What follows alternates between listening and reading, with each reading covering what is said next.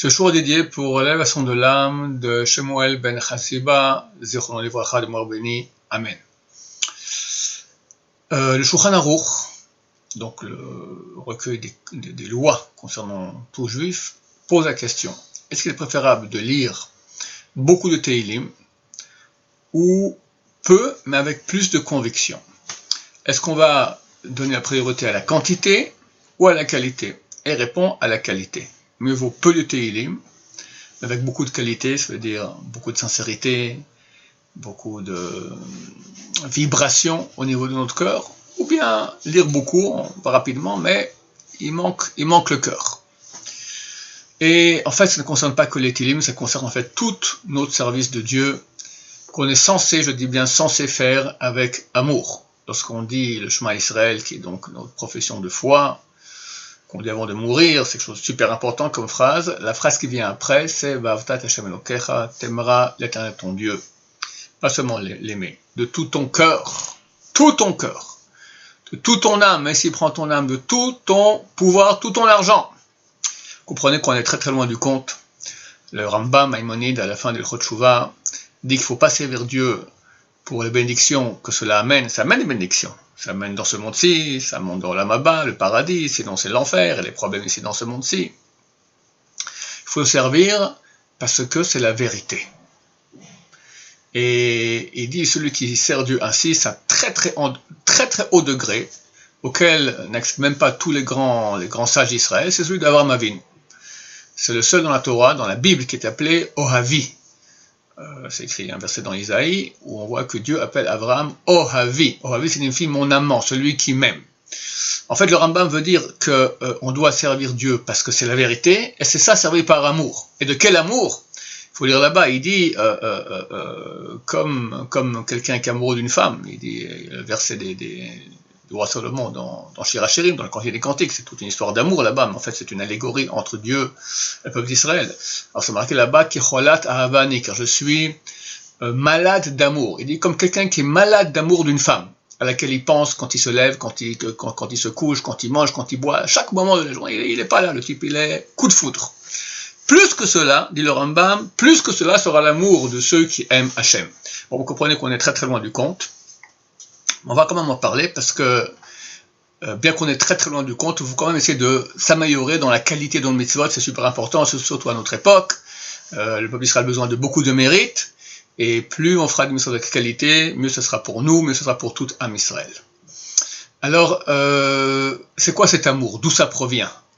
C'est une chose d'abord qui vient assez tard dans la maturité de l'être humain. Ça peut pas venir avant l'âge de 18 ans, je pense pas. Pourquoi? Parce que c'est lié au niveau kabbalistique, c'est au niveau d'âme que nous avons. Vous savez qu'on a des différents niveaux d'âme. Dès qu'on est né, on a le nefesh. C'est la partie d'âme, disons, la plus basse que nous avons, animale, ça veut dire la partie qui est... Bon, alors, tu n'es pas un animal, mais disons, tu as les mêmes besoins, les mêmes réflexes, d'accord, faim, instinct de survie, concurrence, jalousie, égoïsme, etc. Puis à l'âge de 13 ans, et 12 ans pour les filles, on reçoit le rouach supplémentaire. À l'âge de 20 ans, et chaque année, le roi il grandit. C'est pas que ça reste statique, d'accord? Le nefesh il grandit, après à l'âge de 13 ans, on a le roi qui commence à grandir, et à l'âge de 20 ans, on reçoit le neshama, et là aussi, il commence à grandir. Chaque anniversaire, on reçoit des suppléments d'âme, et comme les Zohar, le Zohar Kadosh d'ailleurs qu'on a lu, je pense ce matin, il en parle un peu, le Chok l'Israël, il dit que plus tu fais des mitzvot, plus tu reçois des parties supplémentaires d'âme. Et en fait, pour pouvoir servir Hachem avec amour, parce que c'est la vérité, il faut des doses assez conséquentes de Neshama. Neshama, c'est la partie d'âme divine qui est en nous, pure, qui aime de façon innée, elle aime la vérité. D'accord, il y a des gens, c'est le cas sûrement pour les Balei Teshuvah, qui des fois ont tout quitté, des situations mirobolantes, ils ont tout quitté, au prix d'efforts, des fois aussi, extrêmement difficiles. Leur motivation n'était pas « j'ai peur d'aller en enfer », leur motivation n'était pas « je veux le paradis, je veux un bon chidour, je veux être riche », pas du tout. Ils étaient poussés par une seule chose, par l'amour de la vérité. Je veux être dans le vrai, je veux le vrai sens de ma vie. Aujourd'hui, Baruch Hashem, il y a beaucoup de balais de chouva. Vous verrez que ce sont les vrais balais de chouva, d'accord, pas celui qui avance un tout petit peu, celui qui change, d'accord, il était comme ça, il est parti d'un côté à l'autre, d'accord, ils sont pris d'un feu comme ça à l'intérieur, d'amour. Alors, au début, ça ne va pas s'appeler amour de Dieu, ça s'appelle amour de la vérité. Il faut comprendre que Dieu, c'est très dur de l'aimer lui, parce qu'on ne sait pas tout ce qu'il est, mais sa trace sur terre, c'est la vérité. Comme on dit, comme c'est écrit, Chazal, on dit que la signature de Dieu sur terre, c'est la vérité. La signature, c'est l'endroit, pas le... La signature, ça veut dire la trace, comme je dis, d'accord. Donc on peut, si on suit la trace, on arrive à celui qui fait ses traces. L'amour de la vérité, et c'est ça le niveau optimal d'amour de Dieu. De faire les mitzvot, pas parce que c'est difficile. À notre niveau... c'est très difficile de faire des choses 100%. Ou bien on fait 100%, pas pour la vérité, simplement parce qu'on a peur d'aller en enfer, on veut le paradis, on veut, comme je dis, un bon chidour, que toute nos vies se passe bien. Et quand on commence à avoir un peu plus de neshama, alors on va mettre une petite dose dans le 100% de intéressé, on va mettre un petit pourcent de désintéressé. Quand je dis intéressé, ça veut dire intéressé par la vérité, pas intéressé pour mes propres besoins personnels. Pour la vérité, c'est pas un besoin personnel, ou bien oui, c'est un besoin, mais de ma neshama, c'est pas les besoins des parties plus basses de mon être, qui sont égoïstes, d'accord.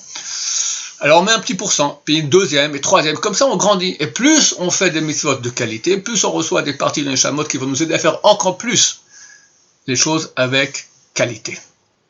Je vais essayer un peu de parler comment arriver à faire les choses par amour de la vérité. Après on parlera d'un moyen peut-être un peu plus bas, mais je pense super efficace, c'est beaucoup plus facile. Bon, la vérité, il faut en parler. Plus on en parle, plus ça réveille la conscience chez nous de cette chose-là. En fait, chacun de nous, il a un désir inné d'être. Être, ça veut dire être, mais être intensément. Pas être petit, être grand. Intensément grand. Ça veut dire vibrer. Il est clair que le meilleur moyen de vibrer, c'est de brancher avec la source. D'accord, quelqu'un met la main dans la prise, il va vibrer. D'accord, la prise, la source, la turbine, d'accord, la source de toute énergie dans le monde, toute vie dans le monde. Baruch Chaya Olamim, celui qui fait vivre, Chai, ça veut dire le vivant des mondes. La source de toute vie, c'est Hachem. Alors, il faut penser à ça. Il faut penser que j'ai envie de vivre intensément, et que la seule vie qui vaut la peine d'être vécue, c'est celle de la vérité. Pourquoi ? Parce que tout le reste, tout ce qui n'est pas vrai, c'est le mensonge. Enfin, qu'est-ce que le mensonge ? Le mensonge, il ment. Alors, il donne une image comme quoi, viens avec moi, tu vas super vibrer. Mais en fait, vu que c'est un menteur, alors il y a une vibration, parce qu'il ne peut pas mentir, non, un mensonge trop grossier, d'accord ? C'est un très bon menteur. Il a réussi à tenter Adam et Ève qui parlaient avec Dieu, et c'est marqué que le talon du premier homme était pareil au soleil, plus brillant que le soleil, tellement il était lumineux, d'accord, vient un serpent comme ça et hop, c'est le convaincre. Bon, c'est vrai que la femme est passée aussi en 30, mais quand même, la femme était aussi égale à l'homme, elle est lumineuse aussi, donc c'est un grand menteur. Après, on est dans notre monde aujourd'hui qui est en grande majorité mordu et empoisonné par le mensonge. Donc le mensonge, il dit, viens avec moi, tu vas vibrer. Mais vu que c'est un menteur, alors on vibre un peu, puis après, plus rien, flop. Alors quelle est notre réaction ? On veut encore plus. Il dit, bah oui, bah viens, prends plus. Un peu comme la drogue, d'accord ? Plus on en prend, plus on en veut. Il y a une addiction. Prenez chaque chose qui est bonne dans ce monde, au niveau matériel, d'accord ? Plus elle est bonne, plus on en veut. J'avais un élève qui a fait un super cours de pâtisserie, mais un truc vraiment de très haute qualité, puis il a fait un bon gâteau pour sa nièce, ou je sais plus, sa cousine, etc. Sa cousine lui a dit, bah tu m'as créé un nouveau SRA, je connaissais pas des gâteaux aussi bons que ça, maintenant j'en ai envie. D'accord ? Ça crée, tout ce qui est bon crée une addiction, on en veut toujours un peu plus. Et bon, tu as mangé le gâteau, c'est fini. Qu'est-ce qui va se passer ? Alors, pendant quelques minutes, ça va, tu as digéré, mais l'envie revient encore plus forte. Même au niveau physique, d'accord, on sait que on prend certains produits, le sucre surtout, on prend du sucre, ça crée une hyperglycémie, et donc le corps va maintenant créer des choses pour annuler la hyperglycémie qui a trop de sucre, donc on a une hypoglycémie, donc ça crée des manques, on a une super envie de sucre, et ça revient, et on veut un peu, et toujours plus de choses. Comme ça, c'est pour tous les plaisirs du monde, absolument. Pourquoi ? Parce que le plaisir qu'on prend, il nous laisse vide en fin de compte. et non veut vivre intensément. Alors vu qu'on investit dans le mensonge, ce qui est beaucoup plus facile, c'est clair, mais le mensonge il est menteur, donc il me vend un flop, il faut comprendre ça. Toute la motivation des gens qui vont dans le mensonge, qui ne veulent pas la vérité, c'est en fait un amour d'Hachem. Ils aimeraient vivre intensément, mais ils n'ont pas la force, ou pas la connaissance, ou pas la capacité, qu'est-ce que j'en sais. Pour raison X, Y, Z, ils ne se branchent pas à la bonne adresse. Alors ils vont être dans toutes sortes. Ils ont été mordus par le serpent, par le mensonge. Donc ils vont dans le mensonge, ils investissent, histoire de vivre intensément. Mais leur vie est super plate. D'ailleurs, très souvent, vers 45, 50, 55, c'est la déprime. D'accord? Parce que toute leur vie, ils comprennent, la Neshama, elle grandit en attendant. Et elle reste vide. Alors, au bout d'un moment, la Neshama commence à agir sur lui. Il y en a qui restent heureux comme ça toute leur vie. D'accord? Ça, c'est les nuls. Quelqu'un qui a un peu plus de degrés, une Neshama un peu plus grande, au bout d'un moment, il sent qu'il est vide. Et vu qu'il ne sait pas comment remplir cela, parce qu'il n'a pas connu Hachem, il n'a pas connu la vraie vie, donc déprime. Alors on prend des cachets, et voilà, c'est une très bonne solution. En tout cas, on appelle ça avoir raté sa vie. Notre Neshama, elle veut vivre intensément. Et la source de vie, c'est Hachem. Comment sentir cela? Tout simplement penser à la vérité. La vérité, c'est ce qui est. Le mensonge, c'est ce qui n'est pas. Alors, quand quelqu'un va changer le mensonge, il faut lui dire, écoute, réfléchis, tu vois bien que c'est très très futile, ça ne va pas durer longtemps, ça n'apporte rien de vraiment... Comment expliquer cela? Je vais expliquer un peu autrement avec un exemple que je cite tellement souvent dans mes cours. Voilà, c'est un mouchoir, d'accord? Ok. Si je dis maintenant, c'est une poule, comment on comprend que je raconte un mensonge? Maintenant, je dis, c'est un mouchoir. Alors, ce que je dis est vrai? Oui, c'est vrai. C'est quoi vrai? C'est-à-dire, il y a une réalité à ce que j'ai dit. C'est un mouchoir. Maintenant, la réalité de ce mouchoir-là, elle est... Quelle est la quantité de la réalité qu'il y a dans ce mouchoir? Alors, il est là, mais dans 2-3 ans, il n'est plus là. Il finit son boulot, terminé. D'accord? Quelqu'un a acheté un meuble. Combien de temps? Allez, tiens, 20, 30 ans, 40 ans à tout casser, fini. L'être humain, allez, 120 ans s'il est vraiment très très chanceux, fini. Une maison, allez, 2-3 siècles, fini. Le monde! 1 milliard, 2 milliards, 2 milliards, 2 milliards d'années, non, beaucoup moins de toute façon. Ok, quoi que ce soit. Tout ce qui est dans le monde du fini, pour finir, d'accord, disparaît. Maintenant, nous, on a une soif d'être. Je veux être, je ne veux pas disparaître. La seule chose qui est, c'est Hachem, et ce qui va avec Hachem. C'est mitzvot, sa Torah, sa pensée, le branchement avec Hachem. Tu es branché à la source éternelle, toi, tu deviens éternel. La seule chose qui est éternelle, c'est Dieu. Dieu est ce qui va avec. Sa pensée, c'est sa Torah, d'accord, les mitzvot, etc. Tout ce que nous faisons, qui a à voir avec l'éternel, nous rend éternel. Donc, on doit penser qu'on veut vivre. On doit penser qu'on veut être. Et cette pensée va nous booster en avant pour faire les mitzvot, pas pour aller au paradis, pas pour pas aller en enfer, pour être.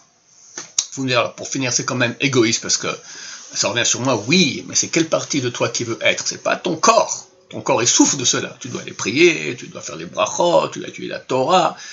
Mais maintenant, c'est une chose beaucoup plus forte qui est en toi, qui est intense en toi. C'est un neshama qui veut être. La neshama, c'est une partie divine. Ça, oui, il faut investir dans la neshama. On doit être très, très égoïste au niveau de la neshama, parce que l'égoïsme de la neshama, c'est la vérité. C'est ce que Dieu veut. D'accord? C'est altruiste. Ça, c'est le niveau Be'erat Hashem, le top. C'est pas facile du tout. C'est du travail, mais c'est possible. Surtout les gens qui viennent de loin, les convertis, les balais de chouva, etc. C'est plus facile pour eux d'accéder à cela parce qu'ils n'ont pas connu. Celui qui est religieux depuis toujours, c'est plus dur parce que, vu qu'il y a une période, il faisait les choses de façon machinale, comme un bois sec. Maintenant, aller faire vivre ce bois sec, c'est un peu la résurrection des morts. C'est possible, mais c'est très très difficile. Mais c'est possible. Il y a un moyen qui, à mon avis, touche beaucoup le monde français. Je sais pas, les Français ont été bénis d'une chose qui est rare, qui existe bien sûr, mais qui est beaucoup moins commune dans les autres communautés juives qu'en France ou dans le monde francophone, c'est l'amour du peuple d'Israël. Baruch Hashem, les Français, en majorité, sont très, très amoureux du peuple d'Israël. Ah, c'est comme ça. Bon, on va dire, ils ont beaucoup de chesed, beaucoup de rentelles, très, très nationalistes. Baruch Hashem. Il est clair que cet amour du peuple d'Israël provient d'un amour de Dieu.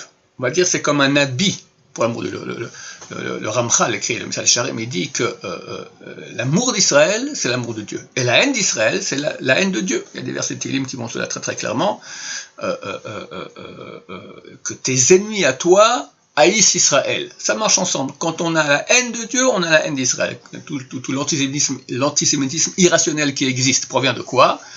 D'une racine d'âme qui est mauvaise, qui fait partie du mal, et qui est la haine de Dieu. Donc tu as la haine de Dieu. Bon, Dieu tu ne le connais pas, mais tu as son représentant sur terre, Israël, tu as la haine d'Israël. Ceux qui ont l'amour d'Israël sont en fait un habit à l'amour de Dieu. Alors, agissons dans ce sens.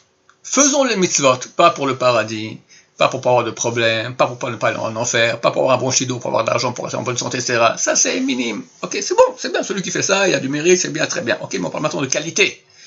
Faisons les mitzvot. On n'arrive pas à faire par amour de Dieu. On n'arrive pas à faire pour l'amour de la vérité. Faisons pour aider le peuple d'Israël. Et ça, je pense que ce message-là, il est presque... pour tous les Français, il marche bien. Fais le mitzvah. Je fais maintenant cette mitzvah pour aider Am Israël, qu'il y ait un plus grand flux de biens qui viennent de Dieu vers Israël. Et c'est clair que ça s'appelle Shem Shamayim. Ça s'appelle de façon désintéressée. C'est pas pour toi. Vu que Dieu, c'est la prunelle vu que le peuple d'Israël, c'est la prunelle des yeux de Dieu. Que Dieu aime le peuple d'Israël. Et comme on a dit que l'amour de Dieu et l'amour d'Israël, c'est la même chose. Donc quand tu fais maintenant une mitzvah par amour d'Israël, pour le bien d'Israël, c'est en fait une mitzvah qui est faite par l'amour de Dieu. En agissant ainsi, lentement, Dieu va donner des plus grandes comme il le Zohar. Plus tu fais, plus tu reçois. On reçoit plus de parties de Neshama. À la fin, on aura un vrai amour de Dieu désintéressé. D'accord? Je pense que c'est un très bon truc. Je vous invite tous à investir là-dedans, surtout que le peuple d'Israël a besoin maintenant de beaucoup d'aide. Et ainsi, grâce à Hachem, on pourra aimer Hachem de tout notre cœur, toute notre âme, tout notre pouvoir, et nos mitzvot auront une qualité extraordinaire, la qualité qui sera plus, on fera peut-être peu de mitzvot ainsi, mais ça sera à la place de beaucoup de quantité qui vaut beaucoup moins. Et ainsi, grâce à Hachem, il aura pitié de nous, et dévoilera sa vérité aux yeux du monde entier. Bimera v'emenu. Amen.